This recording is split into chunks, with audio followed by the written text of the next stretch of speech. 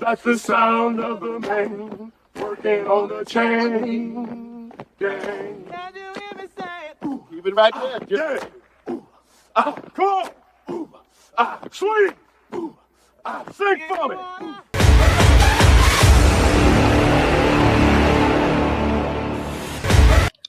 What's up, everybody? Welcome to the Swaggy Vets Podcast. I'm your host, Big Pen. Hey, me and my co-host, First Swaggy Veteran, had the amazing opportunity to go down to Florida and interview my hero, my Uncle John, who is retired Major General out of the Air Force. We went down to Florida where I'm from. We was able to go to his house and sit down with him and interview. He's got amazing advice, amazing trinkets, amazing nuggets to give y'all. So y'all stay tuned. Coming to you now. We're here with Major General retired John Maluda. Served 34 years in the Air Force, rising from enlisted to 2-star general and pioneering cyber warfare. Now he continues to serve by mentoring airborne and shaping cyber defense. That's amazing. Well, sounds good. It sounds good. So, what exactly do you do with the cyber defense now?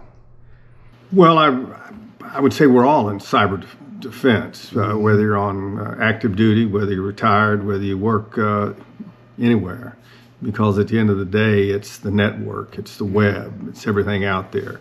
Today, after spending 34 years in the Air Force, I continue to serve as a corporate member of a couple of boards and also as a senior consultant for several firms. But my real love, though, is continuing to be able to mentor young airmen. Absolutely. Both enlisted officer and civilian. And my engagement with industry affords me that opportunity. Okay? So we talked before, you mentioned growing up with a family with limited resources and watching people clock in and out of the same job. Can you give us a moment where you said, hey, this isn't for me, I need to go ahead and make something?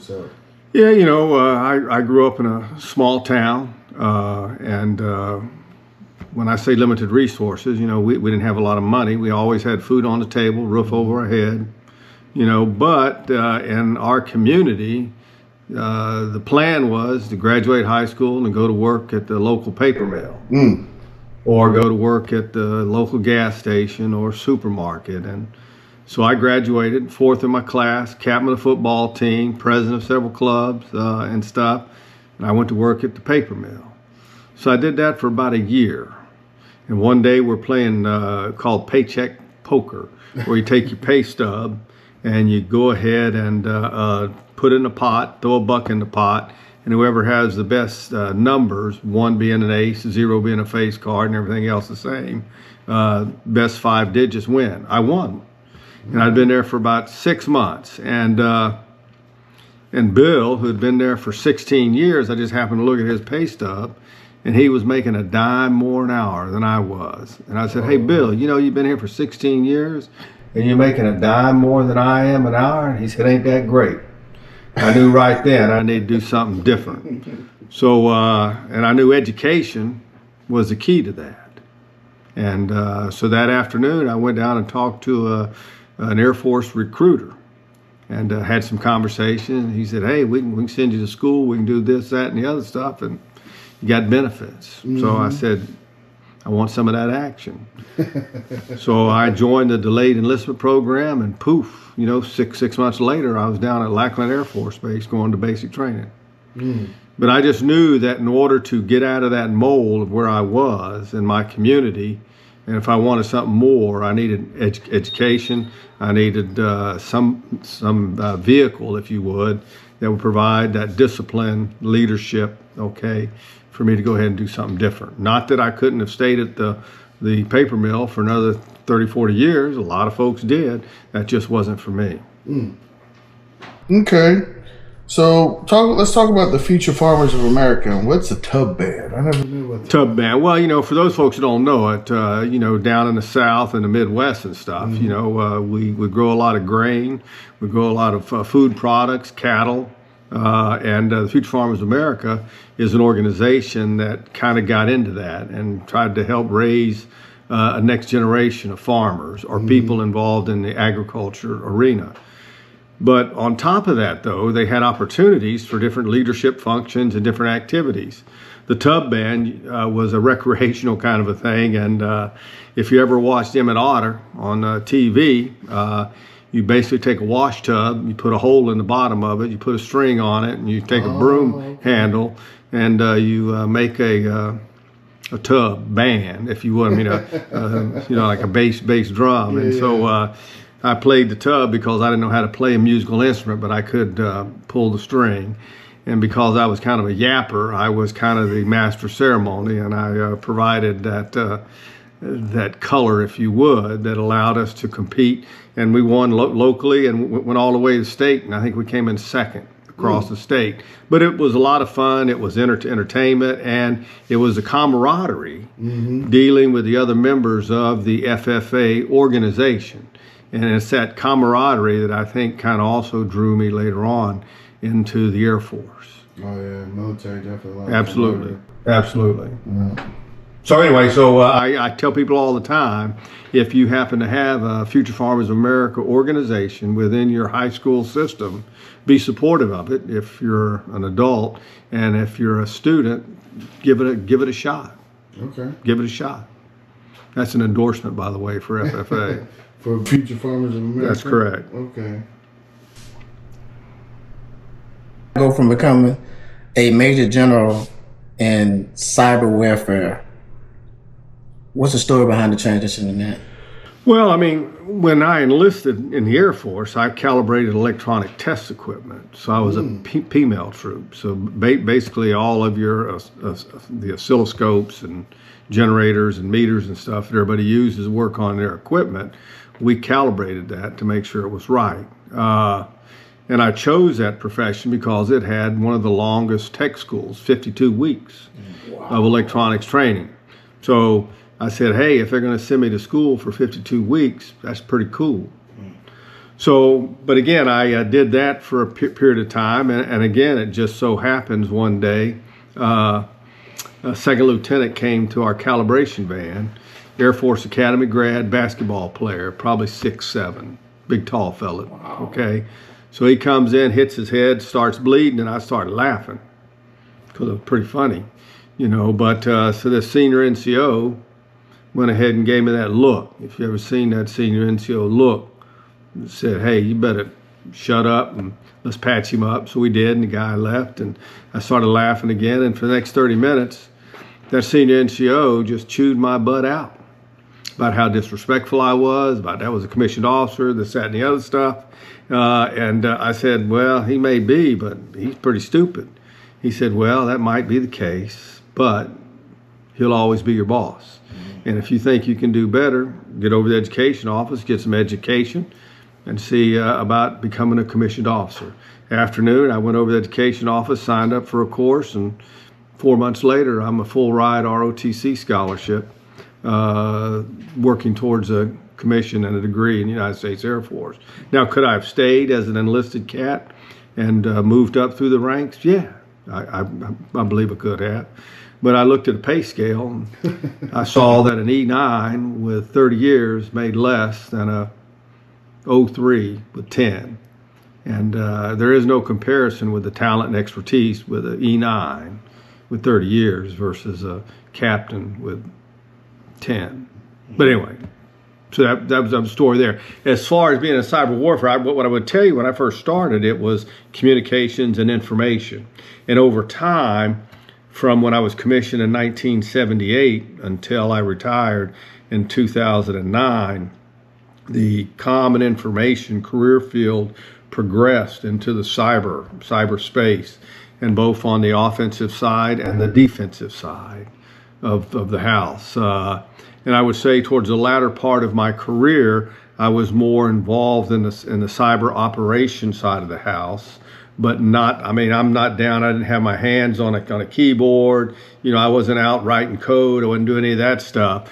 But I was assisting young airmen, both officers, enlisted, and our civilian workforce in their pursuit of having the right tools, the right skill sets in order to defend our systems across the Air Force and the Department of Defense. I don't want to sit here and sound like, I was a guy out there with a hatchet making all this stuff happen. That was not me. But there's a lot of youngsters out there that we provided guidance and we provided resources, okay, in order for us to continue that. And they still continue it today. And that means you served 34 years in the Air Force, correct? What's that? You served 34 years. Yeah, it was really 33, 9 months, and 13 days. You round up, to the nearest thing. So, and then when you look at the gap in there, when I was in ROTC, from the time I went ahead and left as an enlisted person, and there's another 3+ years outside of that. So yeah, I think 34 is a good number. Did you do a lot of moving around? My wife and I, by the way, that was the other thing. Out of high school, I happened to have a girlfriend who was this cute cheerleader, and I wanted to get married. Well, getting married without much money is not a good thing. So, and my father served in the Marine Corps. I had some uncles served in the Navy. Okay, and my wife Kitty, her father served in the Air Force. So I said, So I wanted a paycheck. Growing up, we didn't always know week to week where the money was coming from. I wanted to know every 2 weeks I was getting a paycheck and my medical care would be taken care of, not only for me, but for my family. And I think that's something that draws a lot of people into the military service, is that you have structure from a workforce standpoint. You have structure from a supervisory standpoint. You have structure in the fact that you're going to get paid twice a month, and medically you and your family will be taken care of. So, I kind of floated off your question. I apologize for that. But So in the military and in the Army, we got with basic training and AIT in the Army. Right. When you go to college, they give you credits for all that. Did you get a lot of credits for that 52 weeks? Oh, absolutely. I almost got a year's worth of college credit just for that time that I had. And then when I took the college level CLEP test, I got another, quarter or two out of that. So, but there again, in the military service, there is a lot of opportunities for education. Some of that education works towards a degree in something, but a lot of the education and skills are marketable on the outside. Let's take, for instance, people that work on diesel engines, work on vehicles. A lot of those folks, when they get out, they want to go to work for one of the car dealerships. They want to go to work for a shop somewhere that repairs diesel engines and stuff. There's big money out there, especially when you're certified, qualified. There's folks that are in the other disciplines, and I'll take the common information cyber world. A lot of our young enlisted folks, they're leaving the service after 4 to 6 years, and they're knocking down 6 digits. Oh, yeah. But those are the ones that were smart, and those are the ones that continue to improve their skill sets rather than just showing up every day to work. They went ahead and got extra qualifications, extra skills, such that it would not only help them within the Air Force, branch that I was in, but then also would help them later on in life. And I tell folks all the time, make sure that you're taking care of your skills to do your job, but also look beyond that. Okay, skills that will not only help you do your job, but later on in life, help you do something else that you might want to do. So, anyway. So in your 34 years of service, though, was there a moment where you felt the weight of the sacrifice on your shoulders? So, I will tell you, moving 24 times over a 34-year period of time is kind of tough. But I wasn't alone. There were other folks that moved a lot. But in fairness to the Air Force, a lot of those moves were moves where there were leadership opportunities that presented themselves, and they wanted to continue to ratchet me up for a bigger job, if you would, commanding more people, more responsibility. Okay. Could I have stayed in another place for an extra year or two? Absolutely. But my youngest daughter, for instance, went to 4 different schools as she finished out high school. She went to a school in 9th grade in one place, 10th grade one place, 11th grade one place, 12th grade one place. That puts it's a burden on your family. My wife has her master's in early childhood education, a phenomenal teacher. But each time we moved someplace, she'd go in and apply for a job, and it said, "What does your husband do?" or "What are you doing here?" And she said, "Well, he's a member of the Air Force." And they basically would say, "Have a nice day," because they knew in 1 to 3 years we'd be moving, and they wanted somebody more permanent. So the family side of it complicates life. As far as a job, I mean, day in and day out, each time again, there was a progression. So you always had a challenge of a new job. But the biggest striking thing, and I think this is true for a lot of people, they all reach a point where they say, hey, it's time to scale back, and it's time to take care of the family on a permanent basis. Mm-hmm. That's a tough part. Yeah. I feel that a lot of military, ex-military, there was a big sacrifice. It is. And then when you add deployments in there, I mean, I was fortunate in the sense that, I say fortunate, I only had one remote tour, which was a 365. And, but then I had other jobs. I spent 4 years in an organization called the White House Communications Agency. And we traveled in support of our commander-in-chief. Mm-hmm. And there were a lot of times where we'd be gone 225 days a year. Not just me, but the other enlisted folks that were doing the bulk of the work and the officers. Mm-hmm. Because when the president traveled, we had to go with him. Mm-hmm. And that was back during Bush Sr. and Bill Clinton. Mm-hmm. 2 years with each. But it was exciting stuff. We were able to use the latest technology. Got to see a lot of the world, got to work with some phenomenal people, not just within the Air Force, but the Army, the Navy, the Marine Corps. Didn't have Space Force back then. Yeah. Okay, and the Coast Guard. A lot of folks from time to time leave out the Coast Guard folks, but they do a phenomenal job, on our borders, and stuff. And yeah. But we had Coast Guardsmen, and we had the civilian workforce, which is a steady side of the house because they typically don't move. Mm-hmm. Yeah. So yeah, it was good. It's good. Well, you see, you had some major leadership roles, so I know you had some great leadership lessons. Were there any type of failures that you may have had that you may have learned from throughout your career? I would say from a failure, I mean, there are different times in my career, from a young enlisted guy, until I retired as a 2-star, where there were probably some opportunities for us to have done things better.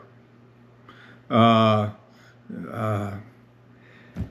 I think the biggest challenge has been when you have a leadership failure where leadership doesn't take care of the people that are working for them. And, I tell people all the time, it's not about you, it's about your people. And there are certain leaders out there that anytime you score a goal, they raise their hand up and said, "I scored the goal. I'm good. I'm good." And then when the other team scores a goal, he said, "Joey didn't do his job. That's why they scored the goal, and that's why we lost the game." A good leader is one that when things are going well, it's Joey, it's Bill, it's Mary, it's Bob, it's Lucy. They're the ones that made it happen. And when things don't go so well, the leader raised his hand and said, "I did not provide adequate resources. I didn't provide adequate guidance, in order for us to execute the mission." Mm-hmm. That's what good leaders do. And over a period of 34 years, you see both good leaders, and then you see sometimes leaders who aren't quite as good. Mm-hmm. And that's easy to pick out. And at the end of the day, good Lord comes through, and people normally get what they deserve at the end of the day. But all people deserve good leadership in order for them to accomplish the mission that we have out there, which is to support and defend this great nation of ours. And that's what the armed forces does, day in and day out. And it doesn't matter which branch of service it is, doesn't matter what your MOS is, what your skill set is, what your grade is. We're all after the same thing, to defend this great nation of ours so that we can continue to grow and prosper, not only for ourselves, but for our family and the folks around us. And I feel very fortunate to have spent 34 years doing that. And I feel fortunate to, in this new capacity on the industry side of the house, to be able to do that, but just in a different era, okay, a different area, if you would. And you know, at the end of the day, the military is a very great fighting force, but the military also depends upon industry in order to provide the tools necessary, and in some cases, especially in the cyber world, you know, the enterprise, the network, the cloud, if you would. There are a lot of companies out there that are doing a phenomenal job helping the military do that. Yeah, I like to say there's three things that I like a leader to have, and that's one, to be humble, two, selfless service, and three, accountability. Yeah, those are all true. Okay, and I would say all part and parcel to all three of those, though, is a leader is an individual who takes care of his people first and foremost. I just watched a movie with Mel Gibson. That was we were all soldiers. Yeah. And one of his items is that we go into battle. I will be the first one to put my foot on the ground, and I'll be the last one to lift my foot up off the ground. Mm-hmm. You know, I was not involved in combat operations. Okay, I was more back on the other side, providing support for those who went forward into combat operations. But I would venture to say that then Lieutenant Colonel Moore, okay, the men and women, mainly that work for him, that when they're on the battlefield, they respected that, okay? And let me tell you, if you have a group of people that respect and will follow you to the nth, that's what you want. You want leaders that are strong. You want leaders that are accountable. You want leaders that take care of their people. And you want leaders that know the mission set too, so you can get out and make things happen. I've always noticed when soldiers pay attention to everything. They pay attention to what the leaders are doing. They pay attention to what the leaders are saying. So leading from the front is definitely paramount for a leader to do. Oh, absolutely. And it's one thing to see a leader when they talk about integrity, yet then they turn around and do something stupid. Mm-hmm. But recognize who we're all human. We sometimes take and put people up on a pedestal, and just because somebody is a command sergeant major, or somebody happens to be a master chief, or somebody happens to be a chief master sergeant, or somebody happens to be a colonel or a general officer, that doesn't mean they're any better than anybody else. You know, they get up in the morning, you know, they put their pants on one leg at a time, for the most part, I guess, or however you want to do that. And they're human. And humans are fraught with failings at times. And sometimes we need to make sure that we recognize that. And sometimes there is a burden of leadership that complicates life. And when that happens, good leaders come through, and good leaders also sometimes raise their hand and said, hey, boss, I can't take this anymore. Put somebody else in. You know, how many times have you watched an athletic event where an athlete will be out there on the field to play and you know he's hurt? And he'll raise his hand and come off the field. Somebody else will come in and take over. But also to as leaders, we are to provide that training, okay, such that folks know when to go, when not to go, and you have backups that can carry on. And I think that's the thing that the military helps folks understand. And a lot of our veterans out there, you know, when I deal with industry today, they love to hire veterans. And And the reason why they love to hire veterans, first and foremost, they know how to get up in the morning and go to work. Now, some folks laugh at that, but in a lot of places, people don't know how to get out of bed and go to work on time. 100%. I see it all the time. Two, for the most part, our military personnel are drug-free. Okay? Now there are some cases, but by and large, you have a drug-free military out there. So you know how to go to work, you're drug-free, and you know how to take direction and guidance. Those are some skill sets that industry really likes to have and need. And that's why our folks typically prosper. Mm-hmm. So let's back up a little bit. Okay. Whenever you were switching over from enlisted to officer, did you have any challenges with, enlisted side we do things a certain way, and then the officer side you do things a certain way? Was it an easy transition?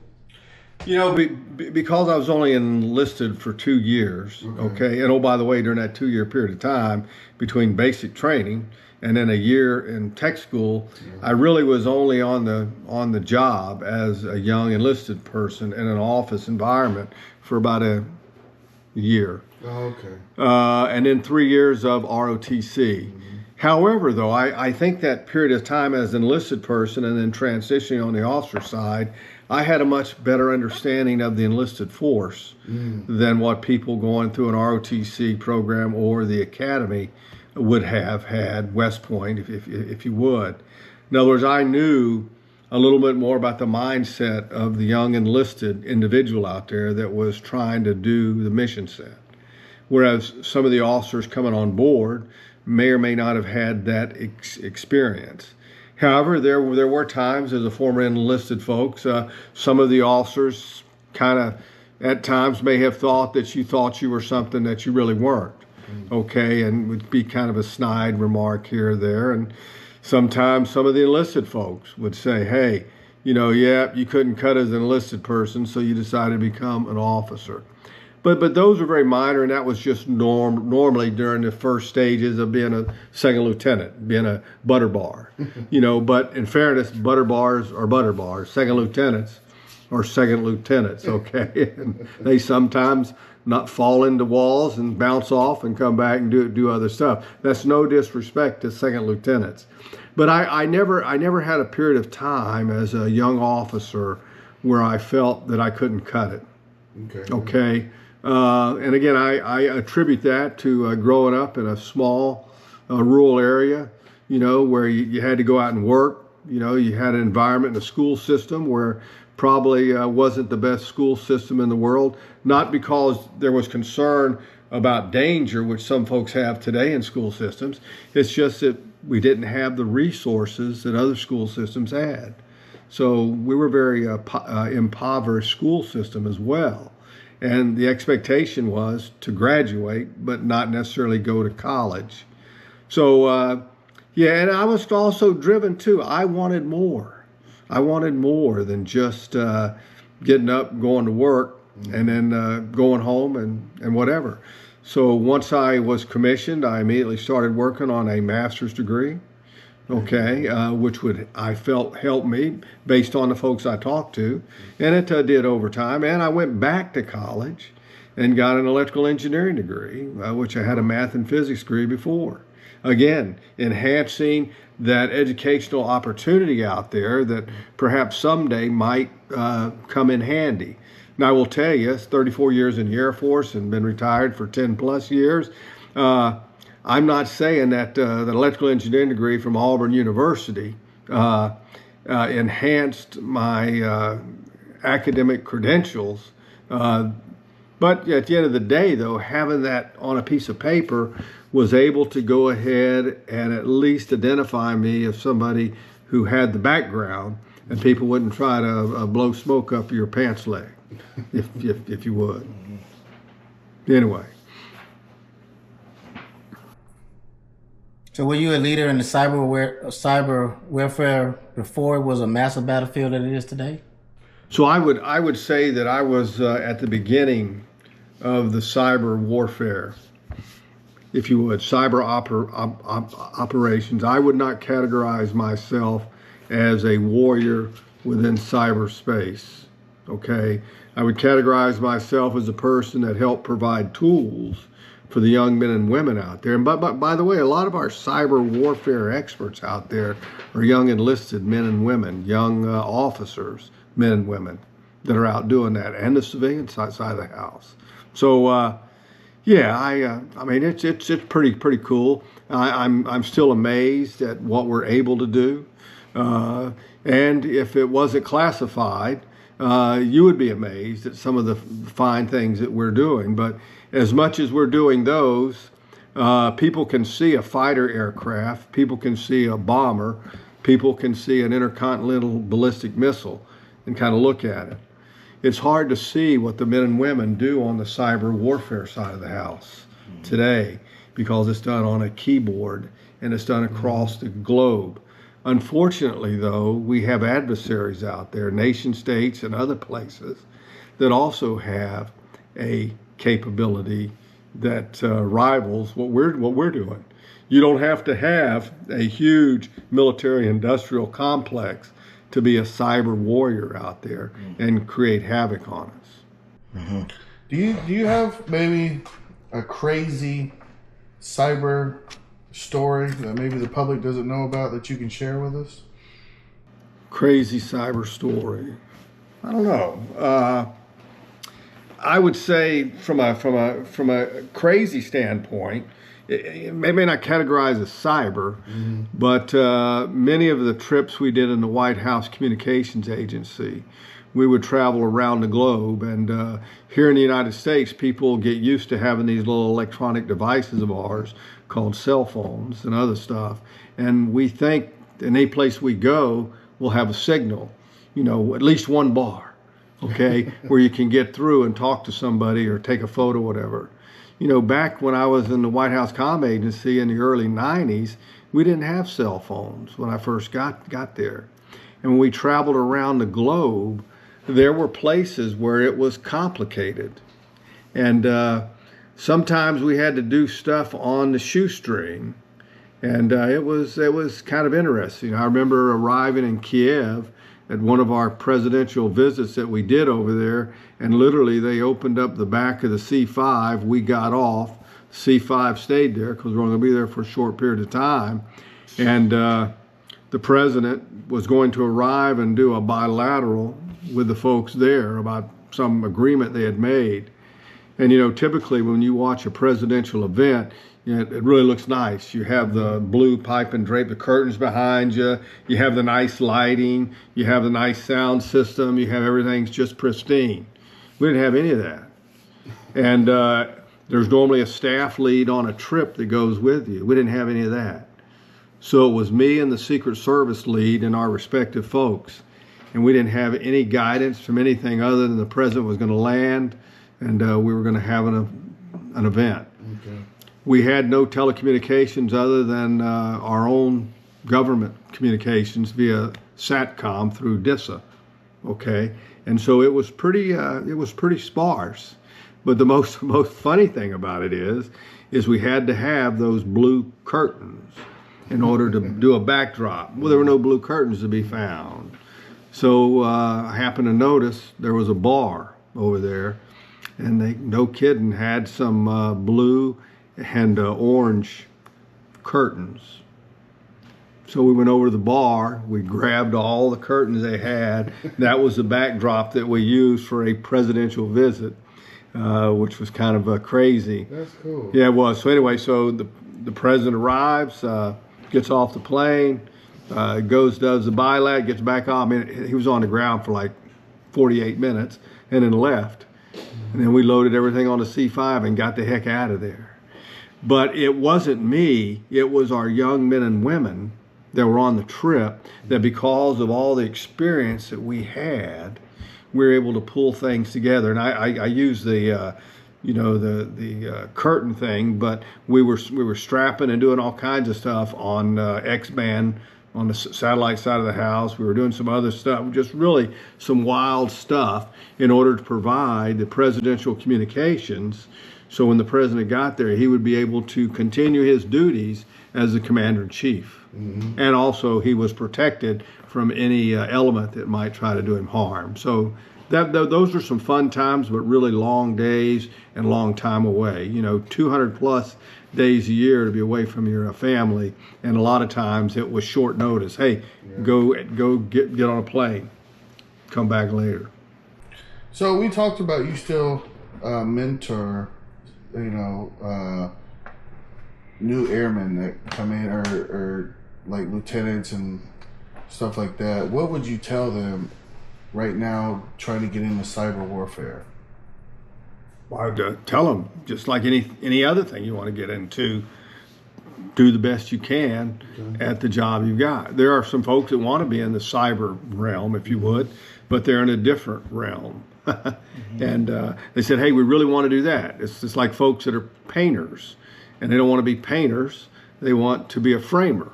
Well, continue being a painter until you can get an opportunity to be a framer.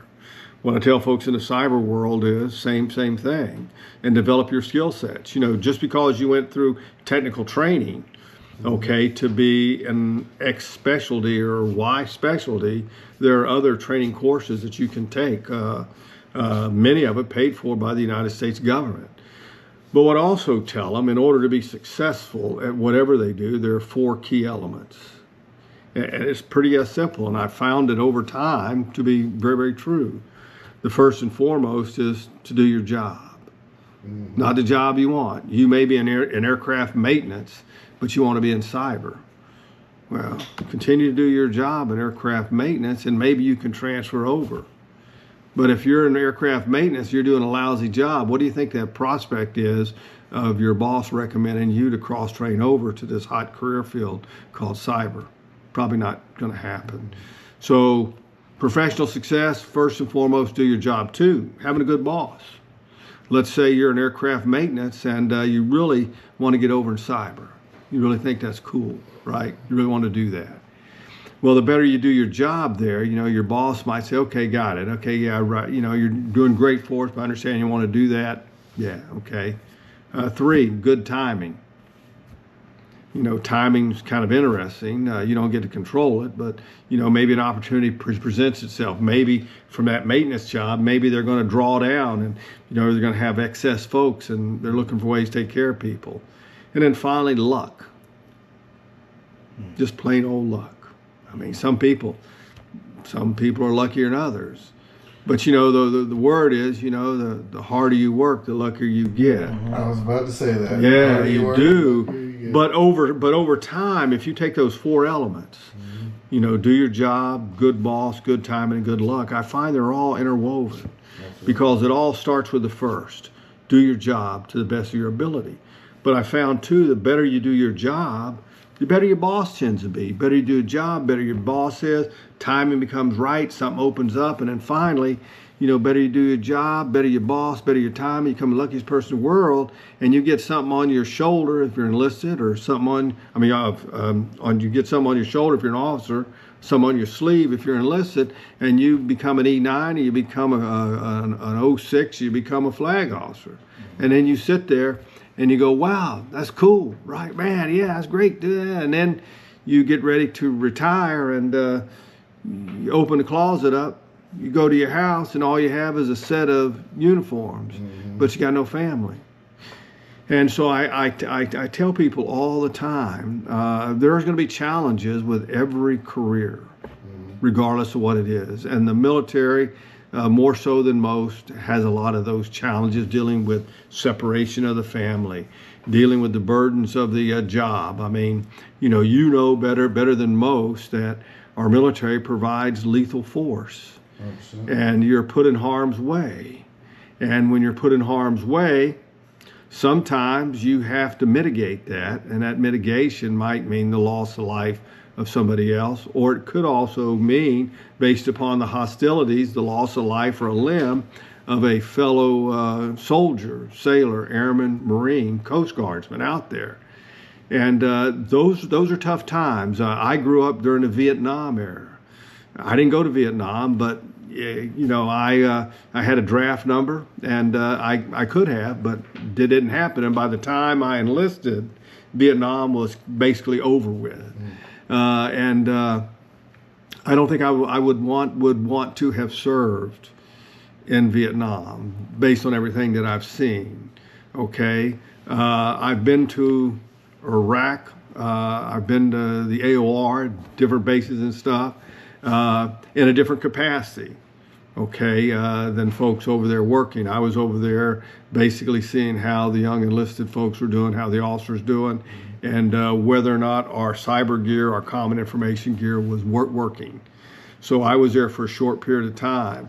And I will tell you, it was interesting driving down the road in a Humvee and not knowing if an IED was going to pop. Oh, yeah. Or when a young child came up to you, that there was something that was going to happen there. And I was there for a week to 10 days. People are over there, multiple tours. So mentally, that would have to weigh on you, you know. But at the end of the day, our military men and women who have served, we should do what we can to take care of them. You know, and we have phenomenal organizations out there that try to help. You have the Veterans Affairs that I think is doing a very, very good job. I've got some friends that use the VA, and they're very happy with it. I've got friends who are members of the Veterans of Foreign War. I've got friends who are members of the American Legion. There are other support groups out there. And what I tell people is seek out help if you need it. There are vehicles out there, there are people out there that will provide that support. And oh, by the way, if you can and capable of, be a supporter. Be a supporter either via talking to vets, okay? Be a supporter, a cheerleader for those young men and women out there that are still considering maybe making the military part of their life. There's no better recruiter than a former military member who gets to talk about his or her experience out there and what it meant to them and how it meant to be part of that organization that defends this great nation of ours. So again, 34 years, 24 moves, same wife, okay, during that period of time. In fact, we just celebrated 51 years this past September together. And, you know, I look back over that period of time. Did I do everything perfect? Absolutely not. You know, there was only one perfect person, and we put him on a cross for our sins. So, but I would say on measure, because of the people that I worked with and for, every success that I had, I attributed that to the men and women that I worked with and for.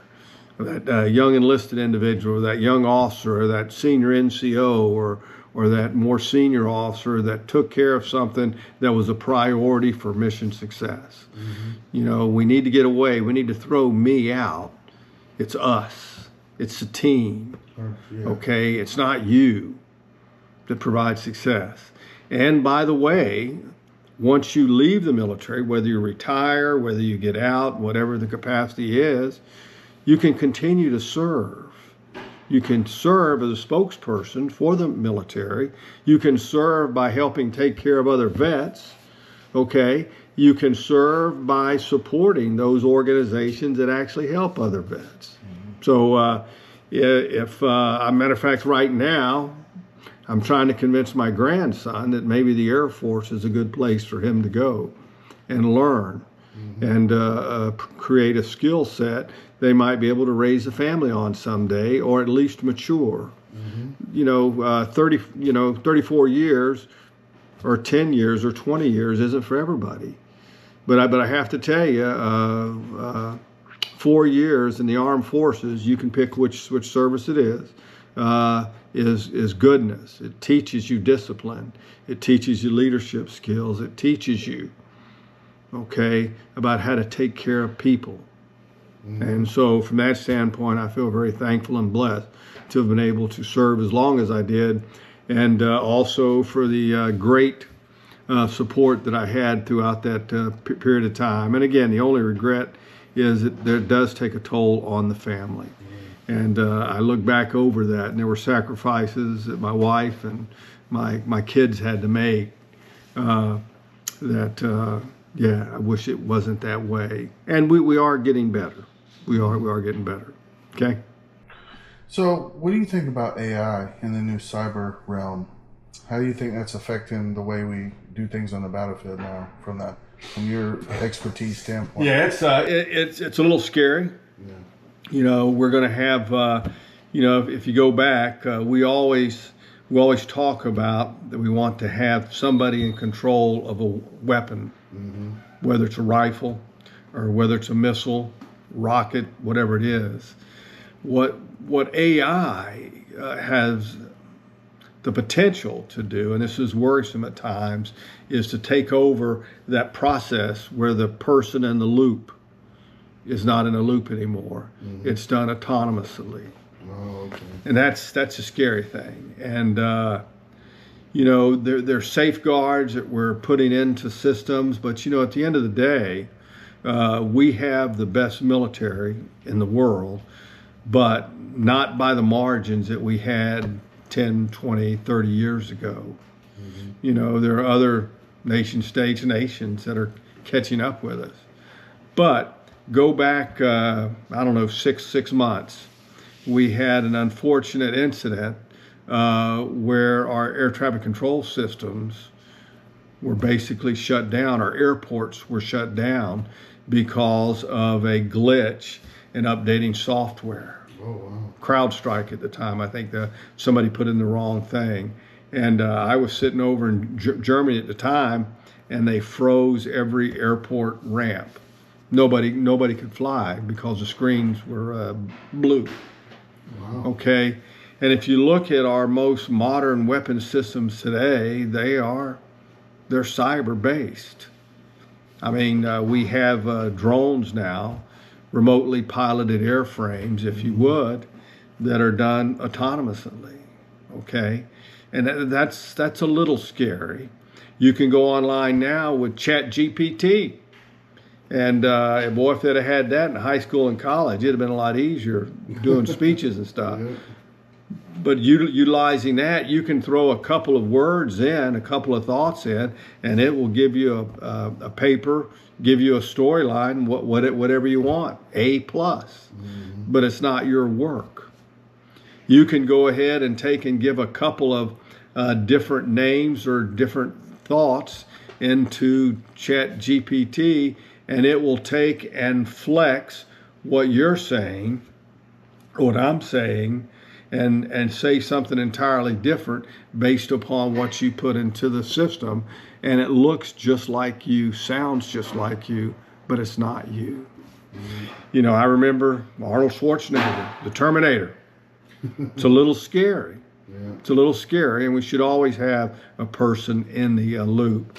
And we also have to have the safeguards. But that all also driven by, we always will have young men and women performing those critical checks on our systems out there to make sure that this great nation of ours is safe.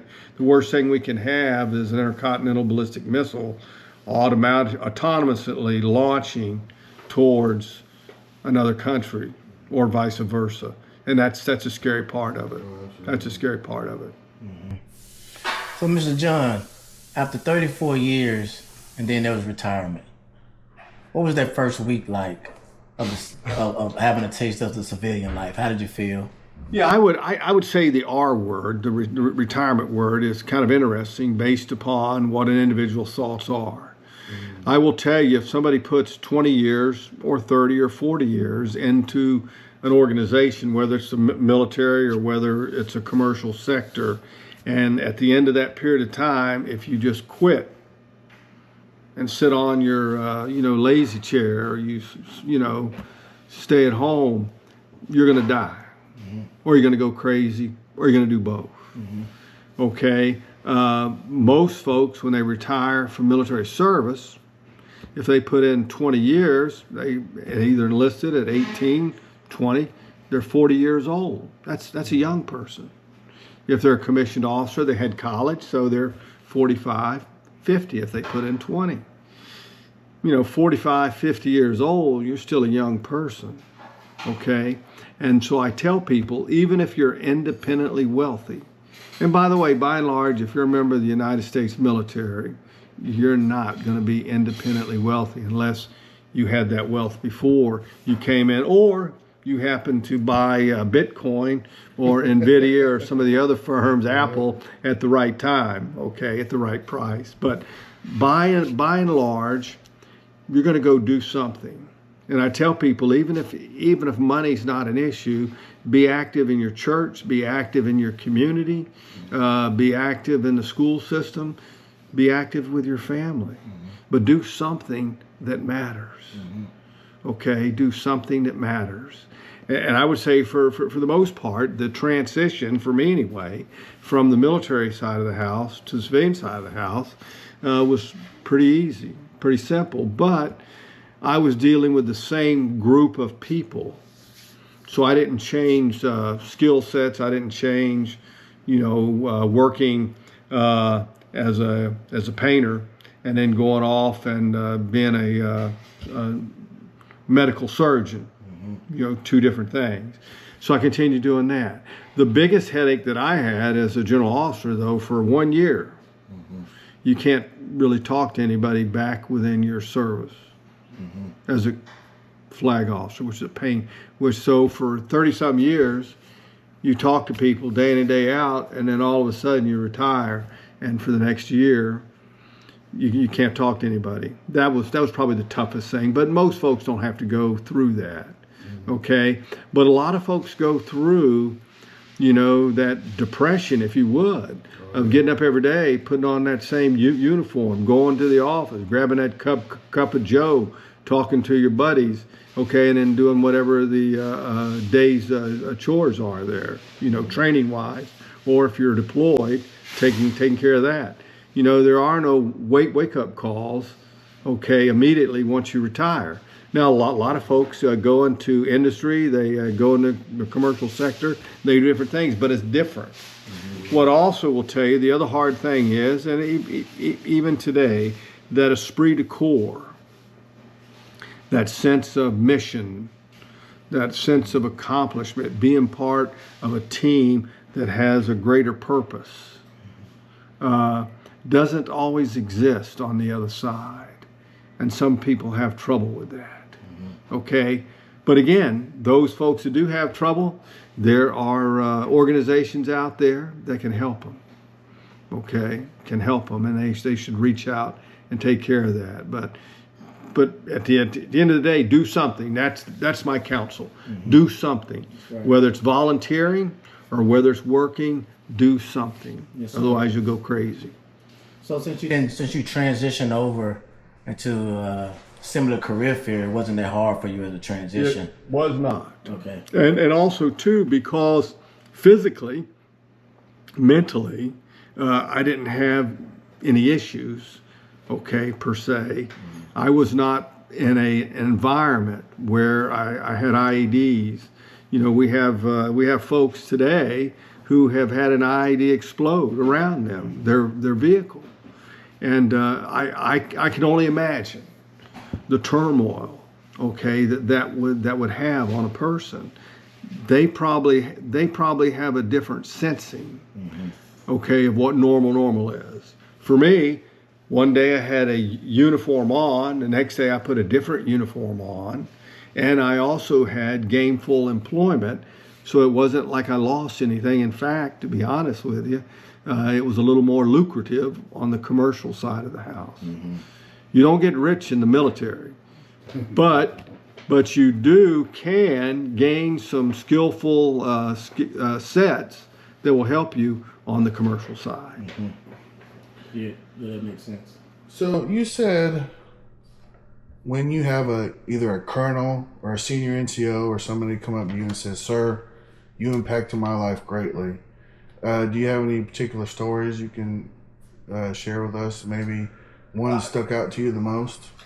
No, and the good, probably the best story would be, and I'm not going to mention any names. It's when you have this, you get an invite to go to a senior NCO induction ceremony, and the Air Force, when somebody makes E7, we consider that senior NCO. and they're in the Senior NCO Corps. And when you get a letter or an email inviting you to, Master Sergeant Smith's Senior NCO induction ceremony, this is the same Airman Smith that should have never been in the Air Force. Don't know how the individual got in, showed up late, all the time, didn't do very well at his job, and really should have been kicked out of the Air Force. But you took the individual under your wing. Good senior NCOs also saw promise in that individual, and we didn't give up on him.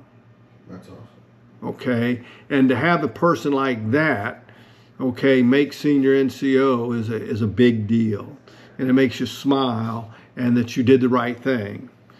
It would have been very easy after the first 3 months of this person being on active duty just to boot him, and no telling what that individual would have been doing or what would have come of that person. But the military, and as a leader, your job is not a social worker, but your job is to take care of your fellow airmen, be a good wingman, take care of your fellow soldier, your sailor, Marine, whatever it is, and be a good human. Be a good human where you can, as long as it doesn't impact mission success and it doesn't create mission failure. If you're out on the front line, in an op, and you've got this individual who is scatterbrained, that person goes back. Because that person's to your left or your right, behind you, and that person will make a life and death decision on the rest of the team out there. And at the end of the day, it is about the team.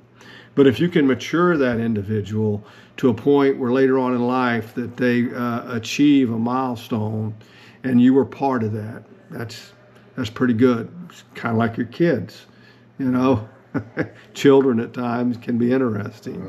But that's been the thing. And because I travel a lot and I've given a lot of speeches over these many years, I've run across a lot of youngsters, or I'll have a young major, a lieutenant colonel, come up to me and say, "Hey, sir, I don't know if you remember me. I was Lieutenant Jones. You were down at Tech Training, and we went out and played golf together. Had a great time, and you gave me some stories, some thoughts to think about." Now they're a lieutenant colonel commanding an organization of a couple hundred folks. So that's always good. The hard part to all of that, though, is that when somebody comes up to you, they'll say, "Hey, General Maluda, do you remember me?" And I'm going, "Well, yeah, your face looks familiar, but I can't catch your name." So that's a little tough at times, but there's more goodness than badness. And at the end of the day, that old saying, "Cast your bread upon the waters, and it will come back fourfold." There's an addendum to that: is cast your bread on the waters, and worst case, you feed the fish. Oh, okay, I like that. But there is something to be said about that. It's good to try to be helpful versus being a jerk.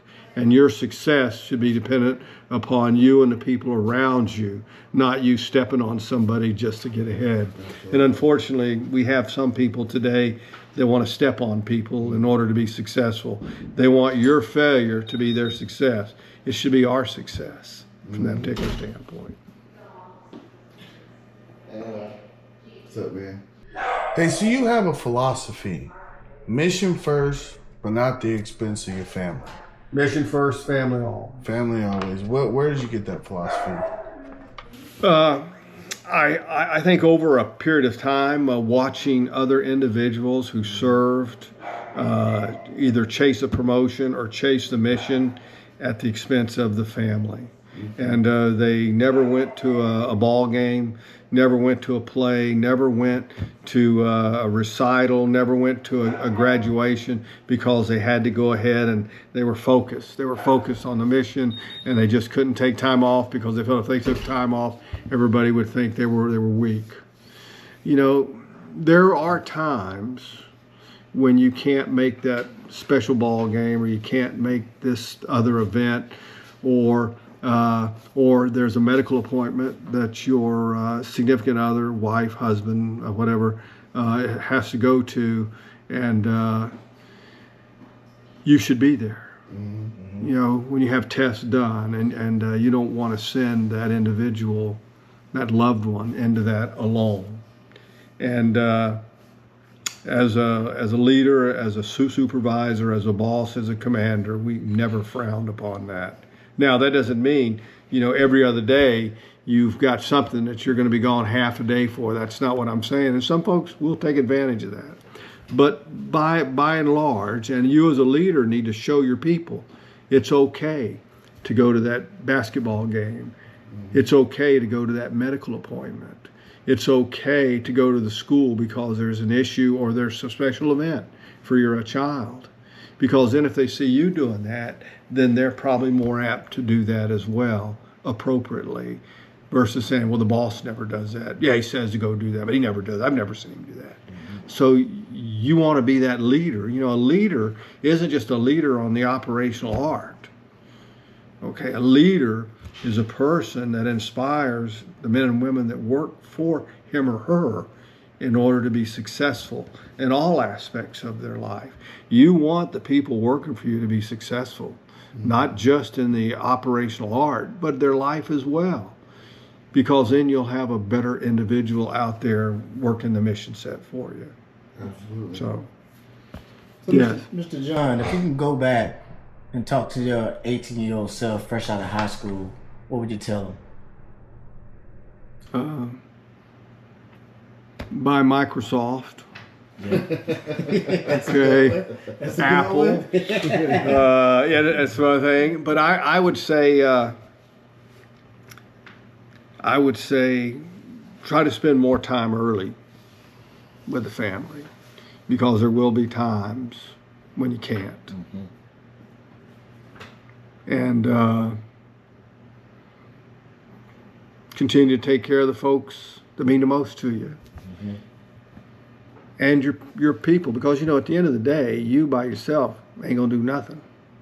You won't do much. It's the people. It's always the people. Always the people. And your most successful people are those individuals that understand that. They understand that their success is dependent upon the people around them. And the better you take care of your people, and if you have individuals out there in your organization that know you have their back, then they're going to have your back. And they're going to take care of the mission set. And that's what you want to do. So 18-year-old John Maluda, I'd say stay the course. Stay the course. And, you know, and when you retire, don't eat as much. Right. 100%. And you got this saying, what was it? Hard work pays off. Hard work pays off. But what is it? Good bosses. Good bosses, good timing, and good luck. Okay? And again, that doesn't mean that if all those things roll together, that everybody's going to make general officer, everybody's going to make senior executive service on the civilian side, everybody's going to make command sergeant major. That's not the way it works. Not the way it works. There are a lot of people, when I was my military service, they worked a heck of a lot harder than I did, and were mission focused, but they just didn't have the same success. And by the way, in a lot of cases, we had the same bosses. It's just, you know, the timing didn't work out well. You know, you can be a basketball player, and you can go out there and score, you know, 50 points, but the team still loses. Yeah. You can go out there and score 5 points, and the team wins. But each time you're on the field of play, you're on the court, you should give it your all. You should give it your best and not waver from that. And that's what we need. That's what our young men and women need to do today in the service of this great nation. Always give your best. And everything will fall into place. If you give it your best, then you can never regret the fact that you didn't. And that if you would have, maybe, this would have happened, or maybe that would have happened. You know, I look back on it, I retired as a two-star. You know, didn't retire as a 3 or a 4-star.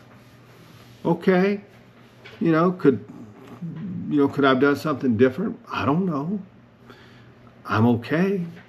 By the way, I graduated and I was around other folks who didn't have the same professional success. I also was around some folks, my peer group, who went on to become 3 stars, 4 stars. I applaud their effort. I applaud their success.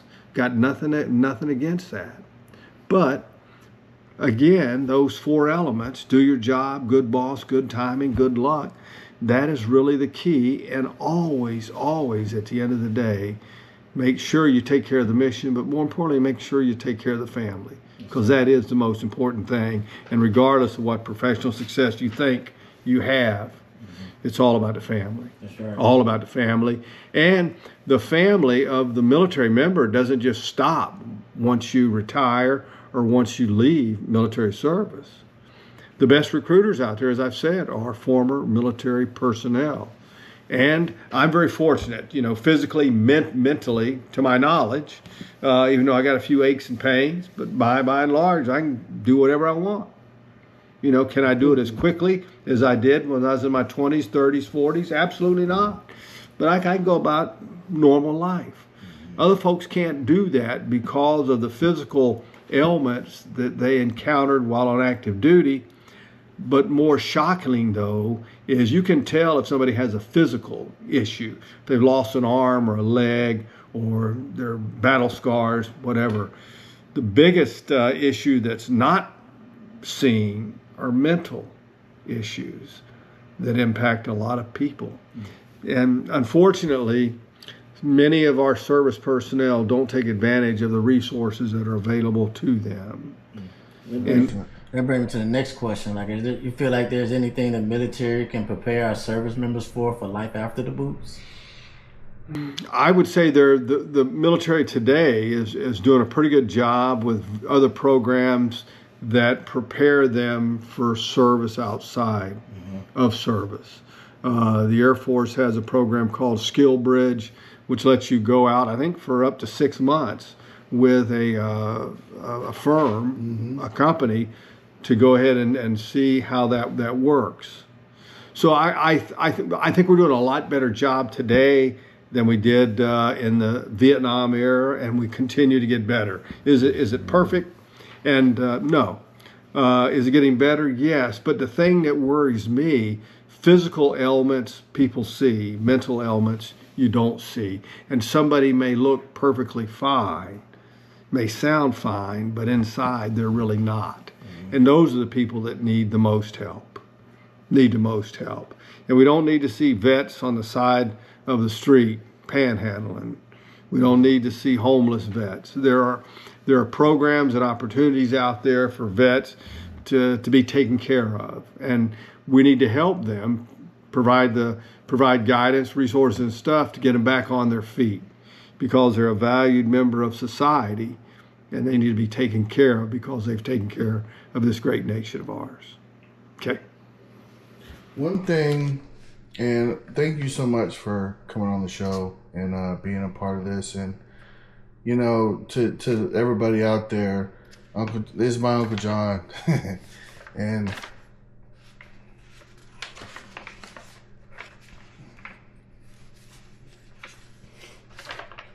sorry. All right, brother. You take your time, big man.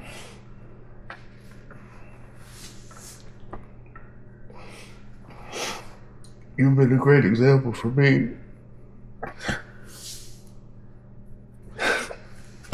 Ooh.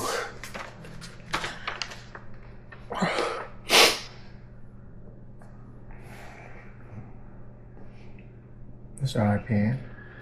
You've been a great example for me, and you're my hero. Well, Bradley, you've been a great person to watch grow up. And again, he was a little bitty thing. Yeah. Okay, and one of those individuals that I talked about that probably came from another home setting that probably wasn't perfect. Okay, but over time has grown up, was successful in the Army, successful since he's been out, and I think will continue. And doing things like this and helping other vets out there is honorable and needed. And Kitty and I are proud of you, as I know your mother and your grandfather and grandma would be. So anyway, by the way, thanks for coming by. I know y'all had to come down from up north, and I know you had to roll in a little bike week from Daytona, but that's okay. I think you're able to see some good people, maybe talk to some vets and get their perspective on life. And we all have a story to tell. We all have a story to tell, and I feel very fortunate that due to the people that I worked with and for, and the good NCOs that helped take care of me. And I have to tell you, every time I was a commander, I always had a senior NCO that I worked with. And we took care of the enlisted force because that's the fighting element for our service out there. When I say fighting element, I don't mean that day in and day out somebody's got a rifle in their hand. Okay, there's other things, a part of that fighting force, that are just as lethal. Okay, and also need attention and help and guidance. And hopefully that you can reach out to some folks, especially our vets, and let them know there are organizations out there that will provide help to them if they need it. It's not a free lunch. It's not what I'm saying. Not a free lunch, but there are ones out there that can help them. And it's good that your group is trying to reach out and help them. Okay. Thanks very much. Yes, sir. All right. All right, veterans, thanks for watching the show. And if you want more veteran content, don't forget to like, comment, and subscribe. Stay swaggy, stay strong. Peace.